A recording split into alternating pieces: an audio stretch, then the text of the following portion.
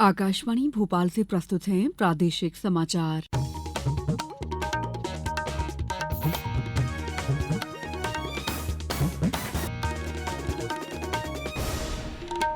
नमस्कार, समाचारों के साथ मैं दीपा सिंह। सबसे पहले मुख्य समाचार। मंत्रिपरिषद ने दी मध्य प्रदेश किसान कल्याण मिशन प्रारंभ करने को सैद्धांतिक मंजूरी। मुख्यमंत्री डॉक्टर मोहन यादव आज मंडला जिले के ग्राम टिकरवारा से लाडली बहना योजना के हितग्राहियों के खाते में जारी करेंगे राशि। प्रदेश में फसलों के अवशेष जलाने पर प्रतिबंध, कई जिलों में शुरू हुई कार्रवाई। और मौसम विभाग के मुताबिक इस साल भी सामान्य से अधिक बरसेगा मानसून। अब समाचार विस्तार से। राज्य मंत्रिपरिषद ने कल मध्यप्रदेश किसान कल्याण मिशन प्रारंभ करने की सैद्धांतिक अनुमति दे दी है। इसके अंतर्गत किसानों के समन्वित विकास के लिए किसान कल्याण तथा कृषि विकास विभाग, उद्यानिकी और खाद्य प्रसंस्करण विभाग, मत्स्य पालन विभाग, पशुपालन और डेयरी विभाग, सहकारिता विभाग, खाद्य नागरिक आपूर्ति और उपभोक्ता संरक्षण विभाग में प्रचलित योजनाओं को एक मंच पर लाया जाएगा।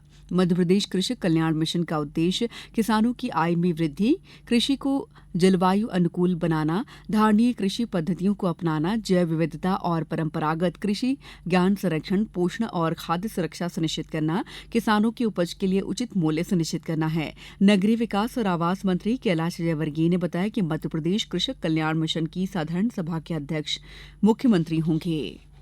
आज हम अन्नदाता के ऊपर हमने पूरी प्लानिंग की है कि अन्नदाता की आय कैसे बढ़े, अन्नदाता कैसे खेती के साथ साथ खेती से संबंधित और भी व्यवसाय कर सके। जैसे मैंने अभी बताया, दूध उत्पादन, मछली उत्पादन भी कर सकते हैं, रेशम उद्योग, इन सब को लेकर एक समेकित एक पॉलिसी बनाई है हमने कि किसान की आय बढ़ना चाहिए, ये हमारा लक्ष्य है। प्रदेश के सभी संभागों में इस साल किसान मेले आयोजित होंगे, जिसमें किसानों को कृषि, खाद्य प्रसंस्करण, उद्यानिकी और पशुपालन से संबंधित विभिन्न कार्य पद्धतियों और नए अनुसंधान की जानकारी दी जाएगी। किसानों को आधुनिक कृषि तकनीक से संबंधित मार्गदर्शन भी दिया जाएगा। कृषि कार्यों से जुड़े आधुनिक उपकरणों को प्रदर्शित भी किया जाएगा। 3 मई को मंदसौर में किसान मेले का आयोजन किया जा रहा है। संभाग स्तरीय किसान मेले के बाद अक्टूबर माह में एक वृहद राज्य स्तरीय किसान मेला भी आयोजित होगा। मुख्यमंत्री डॉक्टर मोहन यादव आज मंडला जिले के ग्राम टिकरवारा से लाडली बहना योजना के हितग्राहियों के खाते में राशि जारी करेंगे। उन्होंने कहा कि राशि जारी करने की तारीख में एकरूपता लाने के लिए अब राज्य सरकार द्वारा प्रतिमाह 15 तारीख के आसपास ये राशि प्रदान की जाएगी। प्रदेश की 1,27,00,000 महिलाओं के खाते में करीब 1,552 करोड़ रुपए की राशि जारी की जाएगी। इस मौके पर 56,68,000 सामाजिक सुरक्षा पेंशन हितग्राहियों के खातों में 340 करोड़ रुपए की राशि जारी की जाएगी। मुख्यमंत्री 25 लाख से अधिक महिलाओं को सिलेंडर रिफिलिंग की 57 करोड़ की राशि भी भेजेंगे। दोपहर 1:30 बजे आयोजित होने वाले इस कार्यक्रम में मुख्यमंत्री विकास कार्यों का लोकार्पण और शिलान्यास भी करेंगे। श्रम और रोजगार मंत्रालय ने नई दिल्ली में कल भोजन का ऑनलाइन ऑर्डर देने और आपूर्ति करने वाली कंपनी के साथ समझौता ज्ञापन पर हस्ताक्षर किए। इस समझौते का उद्देश्य राष्ट्रीय करियर सेवा पोर्टल के माध्यम से सामान की डिलीवरी के क्षेत्रों में रोजगार के अवसर बढ़ाना है। इस मौके पर केंद्रीय श्रम और रोजगार मंत्री डॉक्टर मनसुख मांडविया ने कहा है कि राष्ट्रीय करियर सेवा पोर्टल देश भर में नौकरी चाहने वालों और नौकरी देने वालों को जोड़ने का मंच है। इस साल 31 जनवरी तक इस पोर्टल में 1.25 करोड़ से अधिक नौकरी के आवेदक और 40 लाख पंजीकृत नियोक्ता दर्ज किए गए हैं। मुझे खुशी है कि इस प्लेटफॉर्म के साथ जुड़ के विन विन सिचुएशंस है। आपको जिस टाइप का मैन पावर चाहिए, इस टाइप का मैन पावर भी आपको यहाँ से उपलब्ध होगा और जो जॉब अपॉर्चुनिटी चाहते हैं उसके लिए एक प्लेटफॉर्म मिलेगा। एक ऐसा प्लेटफॉर्म होगा जो इंडस्ट्रीज बॉडी को भी जोड़ेगा, उसका संचालन इंडस्ट्रीज बॉडी करेगी, उसका स्थान यूनिवर्सिटी कैंपस होगा, सर्विस प्रोवाइडर गवर्नमेंट होगी। समाचारों में वक्त है ब्रेक का। ये समाचार आप आकाशवाणी मध्य प्रदेश से सुन रहे हैं। ये समाचार बुलेटिन YouTube पर Madhya Pradesh news All India Radio channel पर और Facebook साथ ही X प्लेटफॉर्म पर AIR न्यूज भोपाल पर सुने जा सकते हैं। इसके अलावा आप हमारी वेबसाइट newsonair.gov.in पर अथवा न्यूज ऑन AIR ऐप पर भी समाचार सुन सकते हैं। ब्रेक के बाद समाचारों में आपका एक बार फिर स्वागत है। प्रदेश में फसलों के अवशेष नरवाई को जलाने की घटनाओं की रोकथाम के लिए प्रतिबंधात्मक आदेश जारी किए गए हैं। आदेश का उल्लंघन करने वालों के विरुद्ध कार्रवाई की जा रही है। इंदौर जिले में आदेश 12 जून तक प्रभावशील रहेगा। शिवपुरी जिले के कोलारस में नरवाई जलाने पर 2 किसानों पर 25-25 रुपए का जुर्माना लगाया गया है।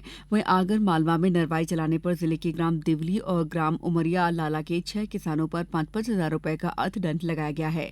कटनी जिले में अब तक 18 व्यक्तियों के विरुद्ध अलग अलग पुलिस थानों में 15 प्राथमिकी दर्ज कराई जा चुकी हैं। सतना जिले के विकासखंड मझगवां में 8 और उचेहरा में 2 नरवाई जलाने की घटनाएं रिकॉर्ड की गई हैं। गुना में नरवाई न जलाने के संबंध में पर्याप्त प्रचार प्रसार कर लोगों को जागरूक करने के निर्देश दिए गए हैं। किसानों के लिए खुशखबरी है। देश में लगातार दूसरे साल मानसून झूम के बरसेगा।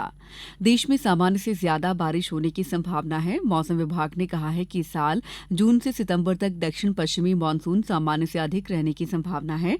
मौसम विज्ञान विभाग के महानिदेशक मृत्युंजय महापात्रा ने बताया कि देश के अधिकांश हिस्सों में मानसून की वर्षा सामान्य से अधिक रहने का अनुमान है। पूरी देश में 2025 के दक्षिण पश्चिम मानसून जून से सितंबर तक की ऋतुनिष्ठ वर्षा सामान्य से अधिक यानी 104% से लॉन्ग टर्म एवरेज का होने का संभावना है। Neutral एलिनो southern oscillation condition, neutral Indian ocean dipole, lower than normal snow cover area हमारे आने वाले मानसून सीजन के लिए फेवरेबल है और हम इस सीजन में एक एबो नॉर्मल सीजनल रेनफॉल एक्सपेक्ट कर रहे हैं और क्वांटिटेटिवली 105% है।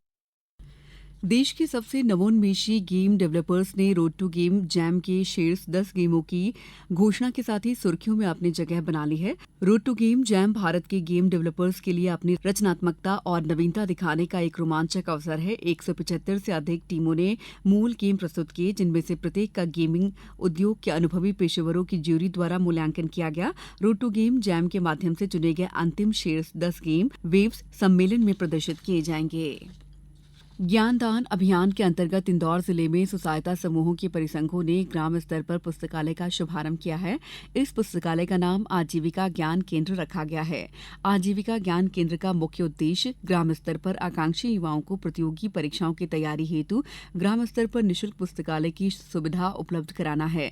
वर्तमान में उक्त आजीविका ज्ञान केंद्र का शुभारंभ जनपद देपालपुर के ग्राम गौतमपुरा और इंदौर जनपद के अंतर्गत ग्राम तिल्लूर खुर्द में समूह की महिलाओं द्वारा किया गया है। अब कुछ समाचार संक्षेप में। डिंडौरी में अब ग्राम पंचायत स्तर पर जनसुनवाई आयोजित की जा रही है। इस पहल में संबंधित अधिकारी अपने अपने क्षेत्र के तहत आने वाली ग्राम पंचायतों में शामिल होकर समस्याओं का समाधान करेंगे। भारत सरकार की RAMP योजना के प्रदेश में क्रियान्वयन के लिए धार में आज मध्यप्रदेश लघु उद्योग निगम नोडल एजेंसी के सहयोग से 1 दिवसीय वर्कशॉप जिला पंचायत सभागृह में आयोजित होगी।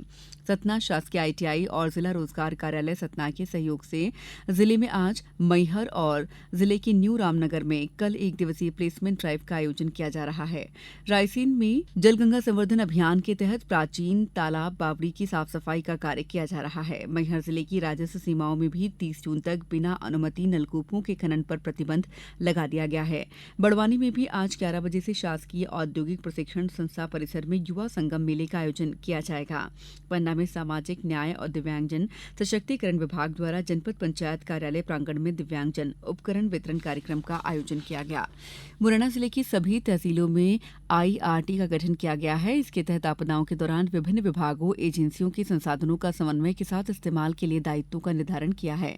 गुना में खाद्य नागरिक आपूर्ति और उपभोक्ता संरक्षण मंत्री गोविंद सिंह राजपूत की अध्यक्षता में शांति समिति की बैठक का आयोजन किया गया।